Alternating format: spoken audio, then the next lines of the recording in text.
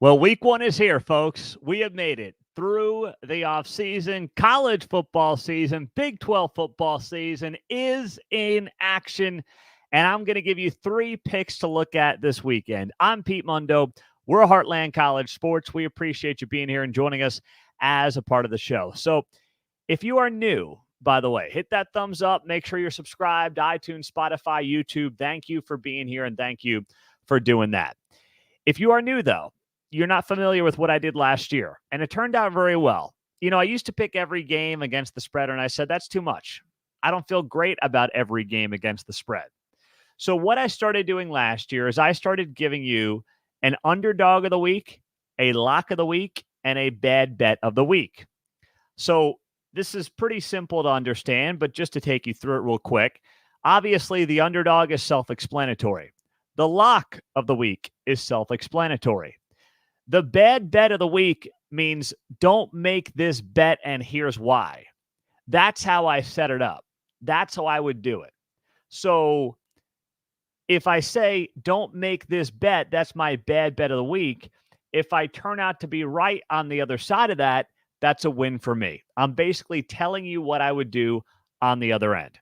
So with all that being said, let's take you through the underdog, the lock of the week, and the bad bet of the week for week one in the Big 12 Conference. I'm Pete Mundo.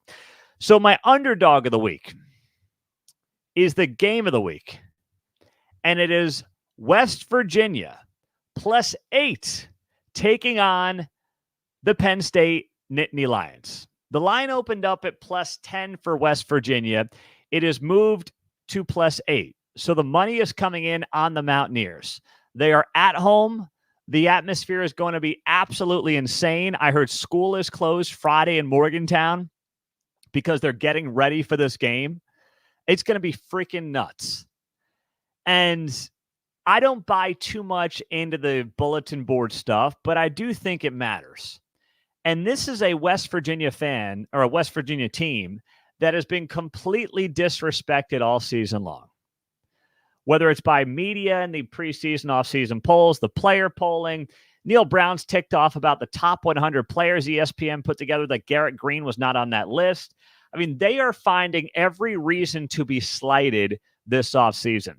And I really think they're using it as motivation.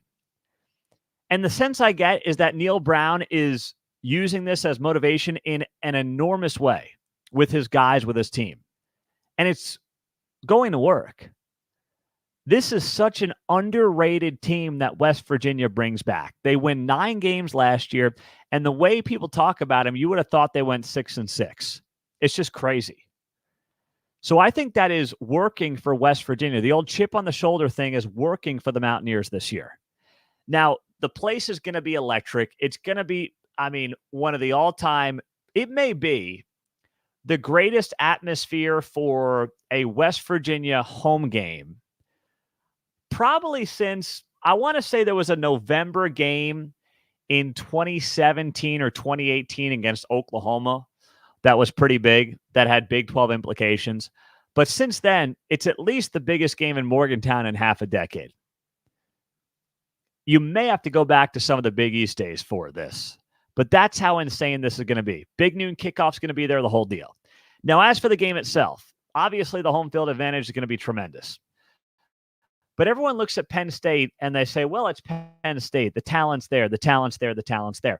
Okay, but there are a lot of new faces with Penn State. Week ones are weird because oftentimes whoever has the most cohesive team and the cohesive unit is oftentimes going to come out on top. And when you look at Penn State, do they have more talent top to bottom on the roster than West Virginia? Probably. Yeah, sure. But at the same time, this is a Penn State team that is opening up the season in a hostile environment with 3 new coordinators and new starters at key positions, including both offensive tackle spots. That right there should be cause for concern. That right there is something you look at and you say, well, hold on a second here. I'm not suggesting all else is equal, but if all else was equal, what do you think of that? 2 new tackles, crazy environment on the road, 3 new coordinators. What could possibly go wrong? Right? And then you look at the fact that West Virginia, this game is going to be won by the West Virginia offensive line. That's where this game's going to be won, against a very good Penn State defense that was tremendous throughout the entire season for the most part, except when it played the big dogs in its own division.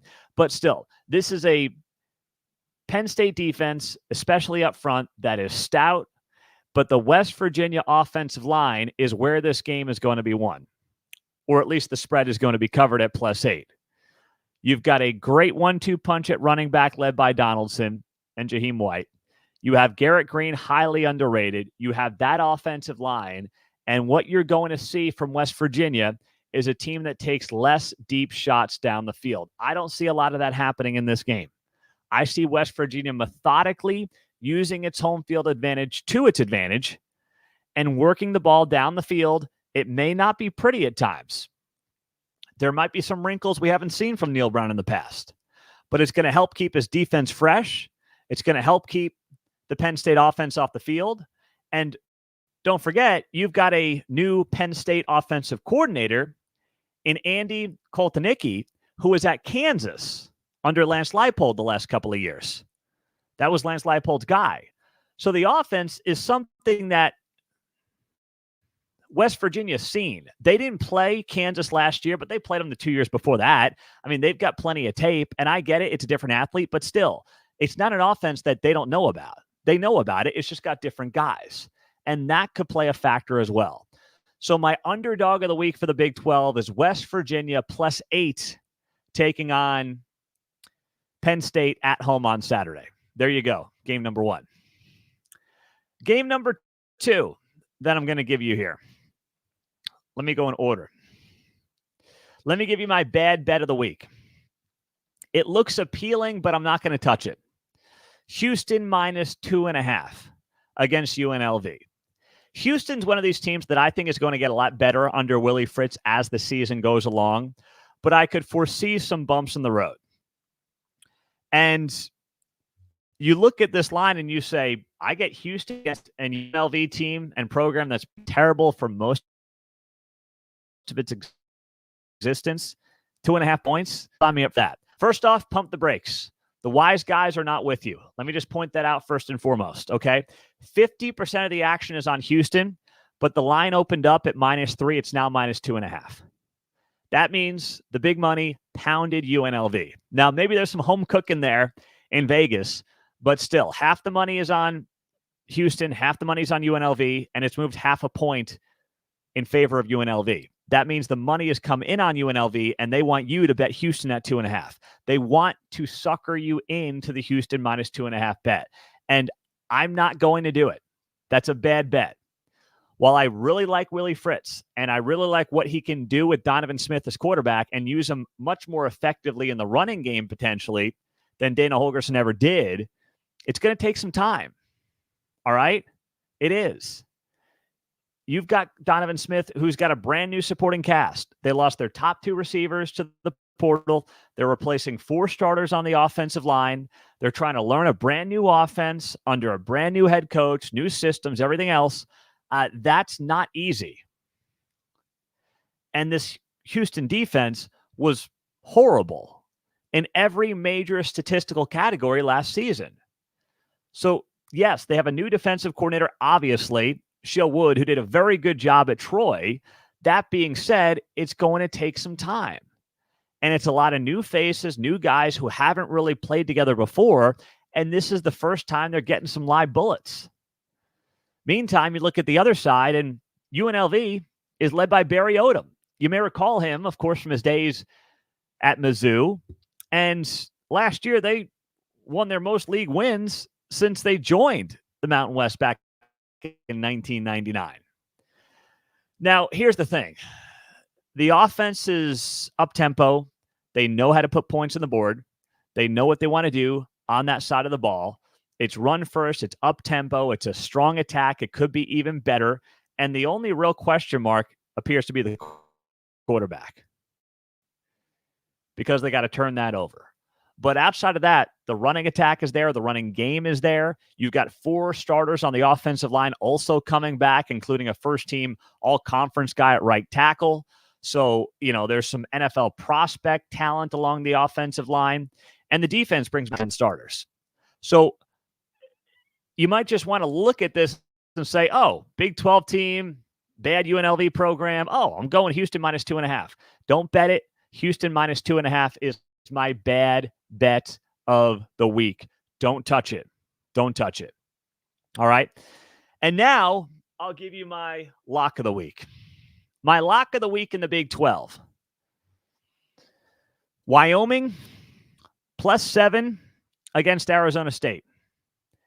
It's too many points for a Wyoming team that I saw with my own 2 eyes take care of Texas Tech in this very same spot last year in a game I didn't see coming. And by the way, that Tech team was better than this Arizona State team. So you've got a quarterback now at Wyoming who's taking Josh Allen's number 17, who has a little bit of Josh Allen in him. He's got the build. He's 6'5". He's 245. Evan Svoboda is his name. To name that you're going to know. We saw a little bit of him last year when they played Texas. He actually started the game. But he's a guy who's got a little Josh Allen in him. They're likely going to be more of a 50-50 run-pass team. And you look at this team and you say to yourself, okay, well, you've got all-league running back Harrison Whaley coming back into the mix. You've got a deep group behind him. So there's talent there at wide receiver. The offensive line has a bunch of starters back. I think they got 4 of their starters back on that side on the offensive line. And a defense that is also bringing back 7 guys that was 3rd in the Mountain West in total yardage. The defensive line is very deep for this Wyoming team. On the other side, Arizona State is still trying to rebuild, and we're all pulling for Genny Dillingham, and we're all hoping that he's going to get things on the right track. But there are questions. There are 4 transfers on the offensive front. All right? Those guys take time to mesh. That's something that doesn't just happen overnight, week 1. Okay? Yes, you've got Sam Leavitt at quarterback. You've got a situation now where you say to yourself, okay, what are the pieces around him? They have very capable skill position players. There's no doubt about it. There are guys at that position, at wide receiver in particular. Tyson leads the way, who are going to be very solid wide receivers and very good skill position players. Running back should be a little bit deeper as well. You've got some good transfers from USC and places like that. But it's a lot of new pieces who have not played together before. And then you look at the defense. They've got double-digit transfers on that side of the ball as part of their 2 deep. Once again, these guys are going to take time to mesh and time to gel. And while they can have some very good impact players on that side of the ball, we don't know how it's all going to get put together just yet. So I've got a week 1 with what very well may be the better quarterback in this spot, with a team that returns many more starters on both sides of the ball, guys who played together last year and who have plenty of confidence when it comes to winning games like this against Power 4 competition. I've seen it. So give me Wyoming +7 in that game as my lock of the week over Arizona State. And I'll add this as well. The wise guy money is on Wyoming. I'm just pointing that out as well. Okay. So here's what's going on in that game when you look at the betting trends. 54% of the bets are on Arizona State -7.